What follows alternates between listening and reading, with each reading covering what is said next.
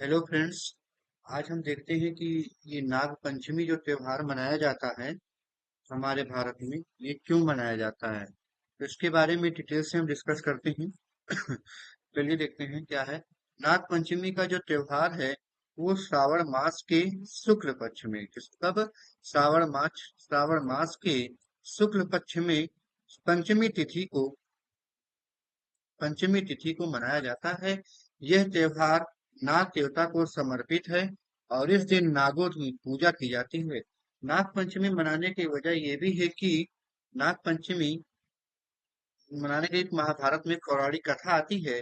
कथा के मुताबिक महाभारत युद्ध के बाद पांडवों ने अभिमन्यु के पुत्र परीक्षित को राजा बनाया और खुद स्वर्ग की यात्रा पर निकल गए थे। पांडवों के बाद धरती पर कलयुग का आगमन हो गया और राजा परीक्षित की मृत्यु नागदेव के डसने से हुई थी। परीक्षित का पुत्र जन्मेजय बड़ा हुआ तो उसने अपने माता पिता की मृत्यु का बदला लेने के लिए पृथ्वी के सभी नागों को मारने का एक नागदाह यज्ञ करवाया। तो नागदाह यज्ञ, इस यज्ञ में क्या हुआ कि पूरी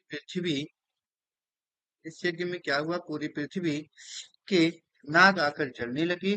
और जब ये बात फिर नागों ने जो है, नाग देवी जो होती है मां मनसा देवी, उनसे जाके प्रार्थना की और उन्होंने अपने यह पुत्र, उनके पुत्र थे ऋषि आस्तिक, अपनी जब ये बात आस्तिक मुनि को मालूम हुई और उन्होंने तुरंत राजा जन्मेजय के पास पहुंचे। मां मनसा ने इन आस्तिक मुनि को उनके पास भेजा। आस्तिक मुनि ने राजा जन्मेजय को समझाया कि ये यज्ञ रुकवाया और जिस दिन ये घटना घटी और उस दिन शुक्ल पक्ष की पंचमी थी श्रावण मास की, और उस दिन नागों मुस्तिक मुनि के कारण नागों की रक्षा हो गई। इसके बाद नाग पंचमी पर्व मनाने की शुरुआत तभी से हुई। और यज्ञ की आग को ठंडा करने के लिए आस्तिक मुनि ने क्या किया, उसमें दूध डाल दिया और इसी मान्यता की वजह से लोग नाग पंचमी पर नागदेव को दूध चढ़ाने की परंपरा शुरू हुई। तो ये आपको जो है लॉजिक समझ में आ गया होगा क्यों मनाते हैं हम। और ऐसी अब इस तरह से एक मान्यता और भी है। इस दिन की नाग देवता की पूजा करने से और उन्हें दूध पिलाने से सारे बुरे प्रभाव दूर हो जाते हैं और नाग का भय भी दूर हो जाता है। शिव पुराण में यह कहा भी गया है कि काल सर्प दोष युक्त कुंडली वाला व्यक्ति यदि नाग पंचमी पर नाग की पूजा करे तो शिव जी पर सहस्र अभिषेक करे तो उसे सर्व मनोकामना से देने से काल सर्प दोष समाप्त हो जाता है। और एक और जहां पर पश्चिम बंगाल और उड़ीसा में इस दिन नाग देवी मां मनसा की पूजा की जाती है, वही दूसरी और इस दिन केरला में नाग देवता की पूजा के साथ साथ मां सरस्वती की भी पूजा होती है। और इस तरह से नागपंचमी मुख्यतः भारत के मध्य, दक्षिण एवं पूर्वी भारत का त्योहार है। ये था नाग पंचमी मनाने का रीजन। अब हम देखते हैं नाग पंचमी में किन किन नागों की पूजा होती है और कैसे जो है होती है। देखिए, नाग पंचमी पर आमतौर पर 5 पौराणिक नागों की पूजा की जाती है जो क्रमशः अनंत, वासुकी, तक्षक, कारकोटक एवं पिंगल हैं। अनंत यानी जो शेष नाग हैं शेष नाग की सैया पर भगवान विष्णु विश्राम करते हैं। वासुकी जो दूसरा नाग है, इस वासुकी नाग को मंत्रांचल से पर्वत से लपेटकर समुद्र मंथन किया गया था।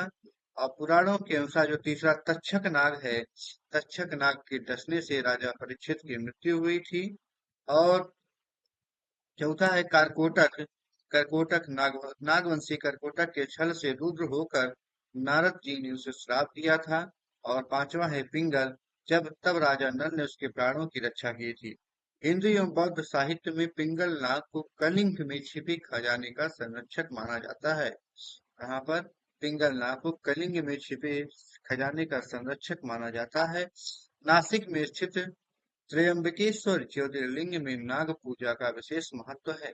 मान्यता है कि श्रद्धालुओं को नासिक के त्र्यंबकेश्वर, औरंगाबाद के घृष्णेश्वर, उज्जैन के महाकालेश्वर या अन्य ज्योतिर्लिंगों में जाकर विधि विधान से पूजा पाठ करवाने से काल सर्प दोष जो है से मुक्ति मिलती है।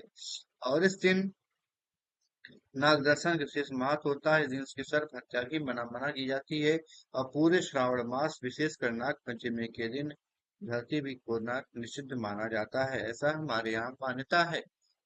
तो आपने देखा कि नाग पंचमी क्यों मनाते हैं और नाग पंचमी पर 5 नागों की कौन कौन सी पूजा होती है, 5 नाग के नाम जान लीजिए। अनंत, वासुकी, तक्षक, खरगोटक एवं पिंगल के बारे में आपको बताया। अब हम देखते हैं कि नाग पंचमी के दिन पूजा करने की क्या क्या विधि है, कैसे लोग नाग पंचमी के दिन पूजा करते हैं। इस दिन नाग देवता की जो बॉबी होती है, यानी कि जो नाग देव का निवास स्थान होता है, उसकी पूजा की जाती है, उसकी पूजा करना चाहिए। और उस वहां पर सुगंधित पुष्प एवं चंदन से ही पूजा करें। सर्वप्रथम सुबह जल्दी उठकर स्नान आदि करके नए वस्त्र धारण करने चाहिए। और इसके पश्चात दीवार पर गोबर से पंचमुखी सांप बनाया जाता है।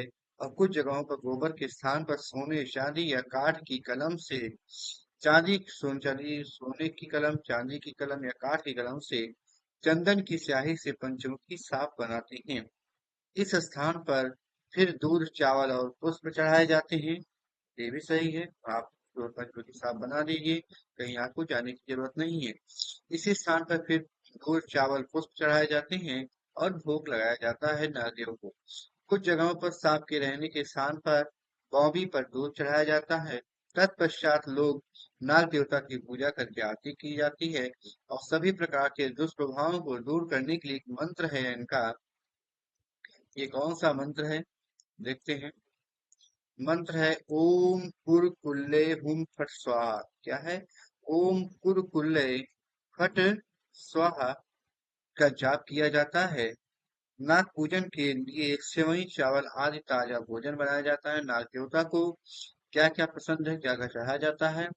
दही, दूर्वा यानी जो घास होती है, दूब, भूसा, पुष्प, गंध, अक्षत, पुष्प, जल, कच्चा दूध, रोली और चावल आदि के पूजन कर सेवई और मिष्ठान से उनका भोग लगाती हैं। इसके बाद आरती कथा आदि करके नाग पंचमी का हम पूजन समाप्त करते हैं। इस तरह से हमने जाना नाग पंचमी पर पूजा करने की विधि, किन किन नागों की पूजा होती है और विशेषकर नाग पंचमी क्यों मनाया जाता है। तो उम्मीद है आपको ये जो है ज्ञान, ये जो बात है, आपको अच्छे समझ में आया होगा।